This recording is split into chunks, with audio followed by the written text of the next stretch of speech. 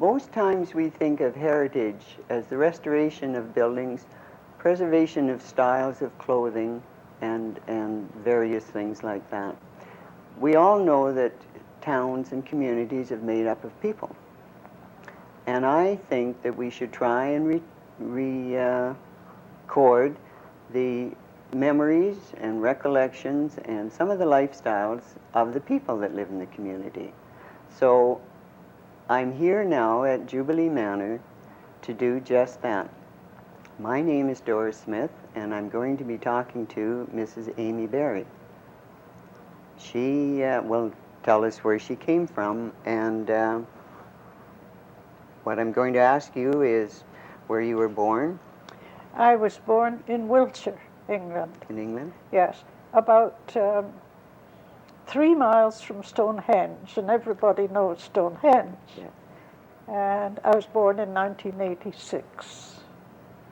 So, No, sorry, 1896, I should say. So then, what would prompt your parent? You came to Canada, and you said I think you were about 13. I came to Canada in 1930. My husband was a pilot in the First Great War, and we were married in 1919. So you came as a married Oh couple, yes, right? and I had one daughter, Susan. Yes. And she was about 6 when we came. And my husband was a boyhood friend of Herbert Fairbank, who was in British Columbia some years earlier. He came to Queens Bay to learn fruit farming. Of course, it was at the very beginning then. Yes. And his family live in Nelson. His son is an architect. In fact, he built this place. Oh, David. Yes. Yes. Yes. And my husband and Herbert Fairbank were great friends from their boyhood days, and we had been married 10 years before we came out to them. We stayed with them a long time, and then we settled, and they went into partnership. Mr. Harrop, who named Harrop, had had a store and post office for I don't know how long, quite a few years. And then he just turned it over to Herbert. And Herbert and my husband, John, were in partnership. In the store and the In the store, oh, yes. They built a little store. We didn't go to their store was in their residence. So then we settled, and that was... Began your life. Yes. How big would the community of Harrop be at that time? Very much smaller than now, but I can't really tell you how. And they were practically all English people. That would be the beginning of the fruit industry. Yes, yes, it was. And they had a cooperative, is that right? Store. Well, there are cooperative stores. Whatever it was. No, it wasn't a store. It was the... There's a packing house? Packing house, be a packing yes. house, yeah. And these two men looked after that, too. So... They very often think of the areas... Well, of course, it was begun with the mining, but there was a thriving fruit industry. Nothing to do with mining ever since, no. There was a thriving food industry, though. You look at the hills. Well, it was, which continued until,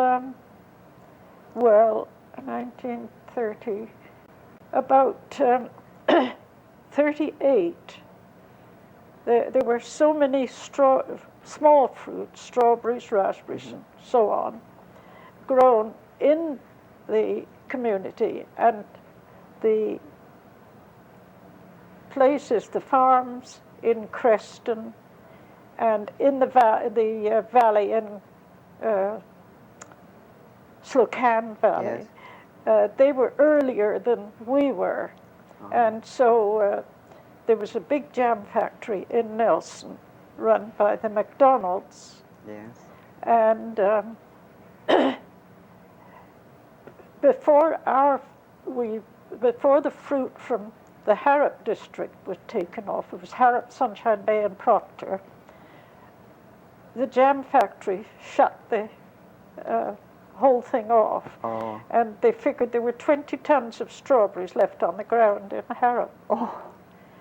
And so then the next year they started, in the next year the war came, and they started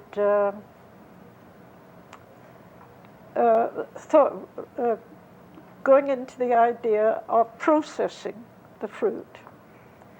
And there were cherry trees right then that were producing. And my husband had a little bit of to do with that sort of thing, processing things in the States before he joined the Air Force. And he wasn't in the American Air Force. He waited in the States at his job for America to come into the war.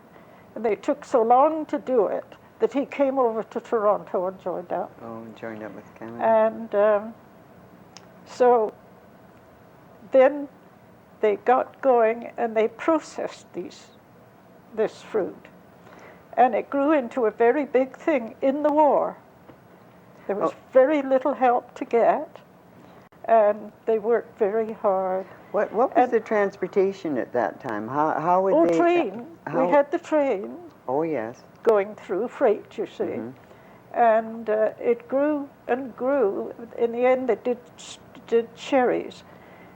And the little boxes of fruit you buy now for Christmas cakes and puddings and so on, coloreds, you know. Oh, like the glacé cherries. That's right. Yes. That's the sort of thing.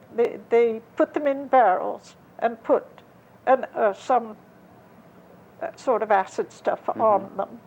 And then they were shipped somewhere to Vancouver, I think. And it really went well. When they had when they first started it, they were getting 3 cents a pound or so for strawberries, which had to be sent into Nelson to make jam. And the first year they processed them, they got 12 cents a pound. Oh. And didn't have to pay for getting them into town. For the transportation. No? So that went very well. But when the Italians did that, when the war came, the Italians, we didn't get anything from them in that line, you see. Yeah. And so... well, the war changed a lot of things. Yes, the ways it did. of a lot of but things. But then when the war was over, the business went right back to the Italians. So that ended. What how long were you in Harrop? What did you? How long did I live in Harrop? Yes. 30 years. And that was your working lifetime? Did you come into Nelson when you ceased no, to my look husband died in 1950, and I stayed on for 10 years. But then I went back to England for 2 years, and I couldn't stay any longer, so I came. You were Canadian, yes. My family was here. Well, But go ahead. The village of Harrop was, or the community was, we were like relatives. We were on the other side of the lake, you see, and the ferry shut down every night at 7 o'clock. So we made the Dirty 30s were on. Oh, yes. So we made our own... your own entertainment? Entertainment, yes. And we were a very, very happy village. It's amazing how many people had musical talents. Yes. You know, there was always someone that could play piano or someone. Oh, very much, yes. The school would be a center of that too, wouldn't it? Pardon? The school? The Activities in the school and, The and school around was the church? hub, and the Women's Institute. That's, yes. And the Women's Institute, we did all the little treats that had to do with the school. And the youngsters that went through school when I was there, they're all very dear to me today. And they come to see me, and they aren't like the school children. Well, you know, the first time I met you as Aunt Amy. And I suspect a lot of people have referred to you as Aunt Amy. Yeah. Yes. Well, later years, when I had a grandchild, she called me Gan Gan. So since then I've been Gan, Oh, but I'm always Aunt Amy to some people. yes, yes. When I came by train. Of course, there was no flying then, and I came by ship to Halifax, I think, and then from Halifax to Lethbridge. We had to change at Lethbridge, and then to Sirdar, and at Sirdar we all got off the train, onto the Masukan, which was the ferry boat then. Oh, yes. And very luxurious dining room. It was just wonderful, and it was just wonderful to cross the lake. And my husband had been out here, he came out in 29, and he'd spent a winter and been friendly, and the landing at Harrop was full of people. To welcome you. Yes, to welcome me. So I felt at home from then on. Then your life in Nelson then has been. Did you come into Nelson very much? Oh, we came into Nelson. Would Nelson often. be the town? And we came to the show. We had good shows then, you know. You would have known the Capitol Theatre in its. Sure. That's the first theatre I went to. Oh, yes. Some of the girls asked me to come in with them because there was a good picture on, and then after that we could come in at night.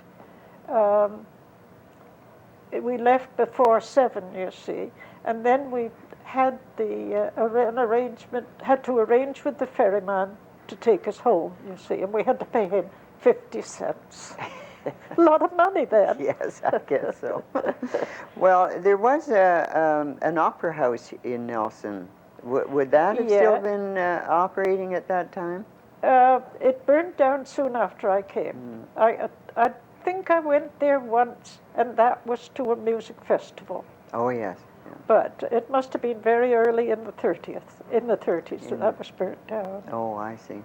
And that was right next to where the Shaw Cable has their office now. No. And was that that's next to the Kerr well, it was corner? in that car park that they use at next the to the Kerr It was in there, yes. yes. You've seen quite a few changes in the city then. Oh, lots, yes.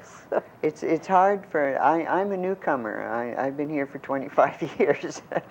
Well, the medical arts was built after I came. You know, where the Mayo Drug is. Yes. Because it's hard to sort of visualize that the lake came so much closer to the main street than it is now. Yes. When I first came, we came on a boat, the Kuskonook shopping. We could come anytime. It ran every day. It came every day, right up to Kaslo and back. And we used to come in to do our shopping, and we didn't shop then like they do now. And we always had very friendly trips with people from Kaslo and Boswell, those places up there, you see. And then about 4, I think that left at 4 o'clock, the boat to go back. And they hoot the hooter, you see, and we'd all scrabble down to the wharf. And where was the ferry landing here in Nelson at that time? Well, it was right at the bottom of Ward Street, I suppose. Right down by the court, right, no, not right down by the courthouse. It was straight down from one of the streets. I think it must have been Ward Street. Near Lakeside Park, where that park is now? I think where the wharf, where they've put the new wharf. Because, I think that was where it was. because that's we where we only had to go down a street, one street, down the. And I think it must have been Ward Street. So there wouldn't have been much of a road on the North Shore then. Oh, the road was terrible. I'm coming along the North Shore there, well, coming right from Belfort, Kaslo, I suppose. If you met a car, you had to stop and go around them, you see. But the ones on the inside were the ones that got in as close as they could get, you see. And there'd be a drop off to the lake. Yeah. Well, of course, there weren't very many cars. No, not very many. Most people didn't own cars at that time. Before they put the Harrop ferry in, there was only one car that belonged to the Harrops. And they used to put that on a big barge. Barge, and a little motorboat used to come and push them over. It was all arranged. There was no ferryman or anything to take. There's only that one car. So there was no cable ferry at that time? No. And what about the cable ferry that used to be down at the bottom of the park at Nelson? Was there a cable ferry there? Oh, yes. Every time we came to Nelson till about 1950, when the bridge was I think put it's in, 1958 we had to cross on the two bridge. ferries to get in. Did they charge? No, There was no charge. charge. But the big ferry, when the Anscombe was built, they charged then to cross the main lake. Yeah. But we hadn't a lot to do with that. No. Except we often, on a summer evening, used to drive to Belfort, and that was later though. Drive to Belfort and go over to the Grey Creek or wherever it was they landed then and back, you see. We could do that because we were local residents. We could do that for 25 cents. Even that was a lot of money. Yes, yes, it was.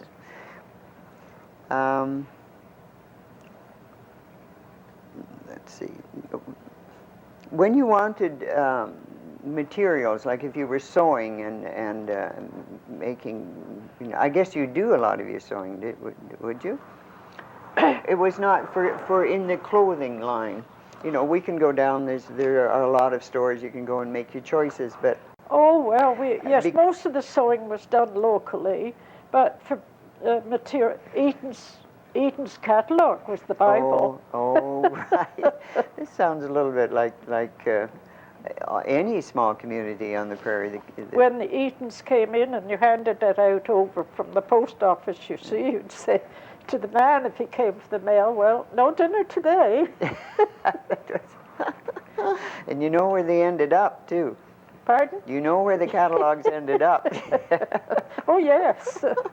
So we're happy for that kind of progress. Yes. Yes.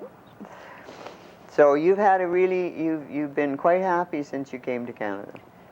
Enjoyed it? Well, yes. I, as I said, I went to England for 2 years.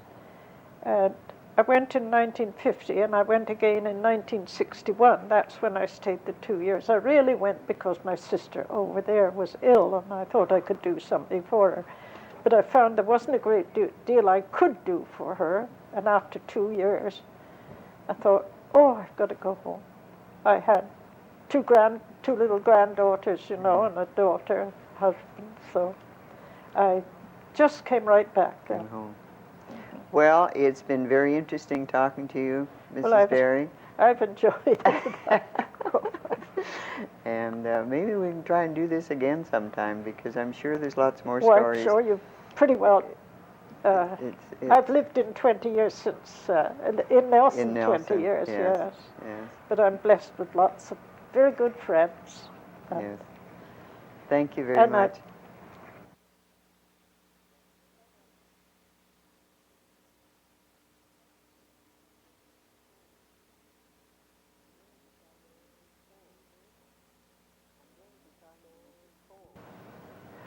I'm going to be talking to Mrs. Cole now. And Mrs. Cole, you were born in Canada. I was born in Canada, yes, in Calgary, Alberta. And you want to give us the date of that? Yes, May the 12th, 1911. Oh, 1911. Yes. Okay. And then how did you come to live in this fair valley? Well, when my parents left, I was 6 months old. I came to BC. We settled in Crescent Valley. Oh, yes. And my father lived there until 1918, and he got double pneumonia and the flu, which took him. Oh, yes. He passed away that year. Yeah. Well, when you came to Crescent Valley, what would you be farming there? Yes, yes, Mm-hmm. yes. And then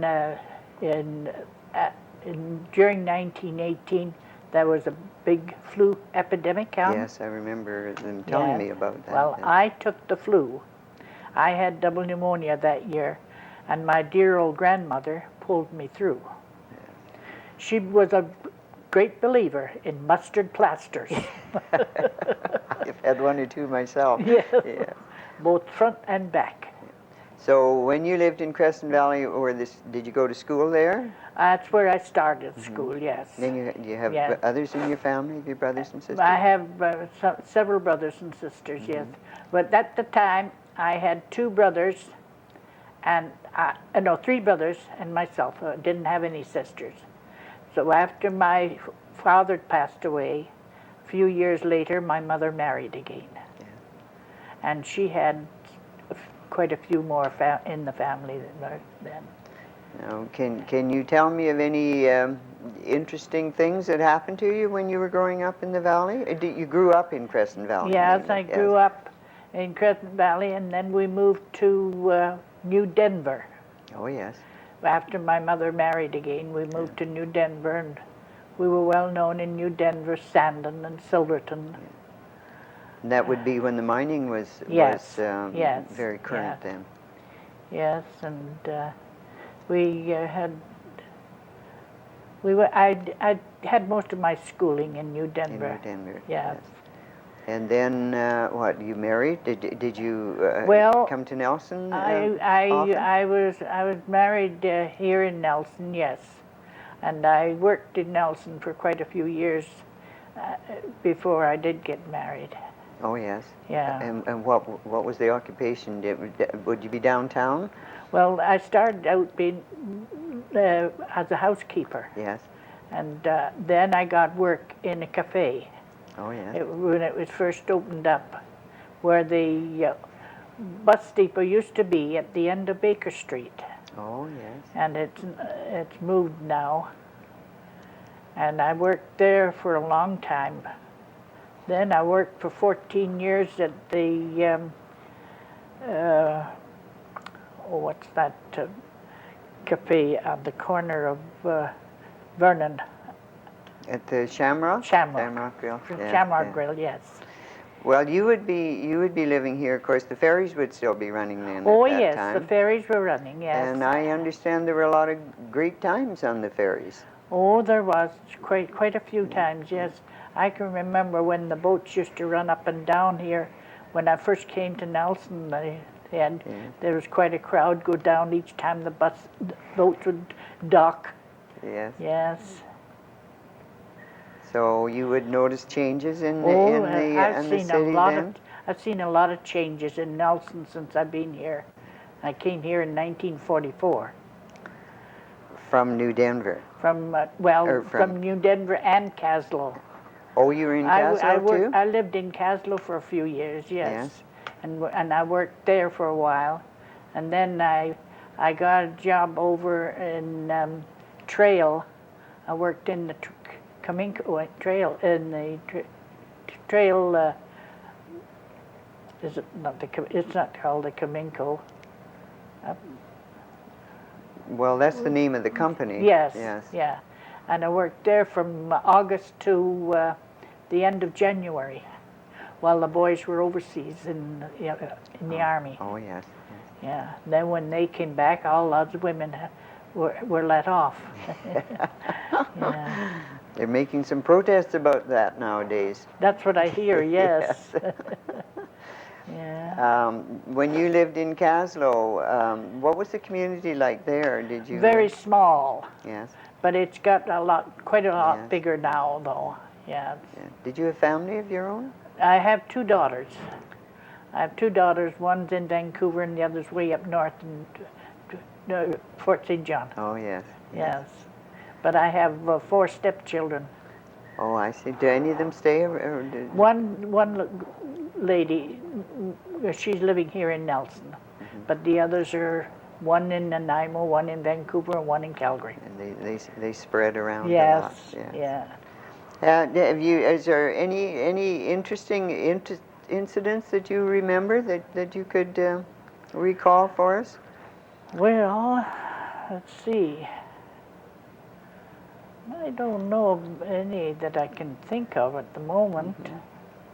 Only remember the streetcars running around Nelson. Oh yes, yes. The streetcars running around Nelson, and they were quite the go those days. Yes. It was interesting that Nelson had a lot of things. When you think of how isolated it must have been, yeah. you know, in the early years. Yes. And yet they had more of the modern conveniences than a lot of the others had. communities had. Yes, that's right. Yes. A lot of progressive thinking people Yeah. Oh, yes. that settled here. Yes, and Yeah. everything has changed so much. And look how they've changed the buildings back to the olden days Yes. now. And they're nice, aren't they? They are nice, very nice. Yes. Your parents, were they Canadians or did they come to Canada? No, when they came to were Calgary? both born in England. Oh yes. My mother was born in Yorkshire, Yes. and my father, he's half French and half Canadian, like. Oh yes. No, half Scotch, I should say. And he was born. Now I can't remember the name of it, but it was someplace in England somewhere. Yes. But I know mother always said they used to call her a Yorkshireite. Oh yes. Yeah. I'm always interested in how people come to settle in the valley. Oh yeah. You know, because a lot of us live in various parts of Canada and never hear of a lot of places, That's smaller right, places, yeah. and yet for some reason people have come from England and Great Britain, and seem to have come directly to the valley here, Yeah. which is Well, mother, she was 10 years old when she came from England to Canada, and they settled in a place called Innisfield. I think that's in Alberta. that's Alberta, I think. Yeah. Yes. Oh, and then she married. She in married Canada. soon after that. Yeah. Well, a few years after. Yeah. She was only 10 when she came out. Yes. Yeah. So well, that's quite interesting. Yeah. I don't know. You didn't ever get to go to the coast, did you? Vancouver? Mm-hmm. Well, I have been down there a couple of times. Yes, I went down there. My daughter lives there. Yeah. But as a youngster, Oh, no, no. There would be, you wouldn't No, think of that. I've never been there as a youngster. I just went down when my daughter moved down there to visit her. Yeah.